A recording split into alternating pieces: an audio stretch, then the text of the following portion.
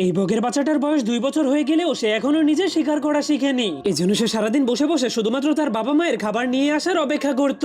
একদিন তার বাবা অনেক বড় একটা মাছ ধরে আনলে সেটা দেখে তার জিহ্বায় পানি চলে আসে, কিন্তু তখনই তার বাবা সেই মাছটাকে উপরে ছুঁড়ে মেরে নিজেই খেয়ে ফেলে, কারণ তার বাবা চাইছিল যে তার বাচ্চাটা নিজে নিজেই শিকার করা শিখুক। কিন্তু সেই বকের বাচ্চাটা সারাদিন কষ্ট করে ক্ষুধার্ত থাকলেও নিজে কখনোই শিকার করার চেষ্টা করতো না, যা দেখার পর তার বাবা মা অনেক মন খারাপ করে বাধ্য হয়ে তার জন্য খাবার খুঁজতে চলে যায়। কিন্তু আসল সত্য হলো সেই বকের বাচ্চাটা শিকার করা আগেই শিখে গিয়েছিল।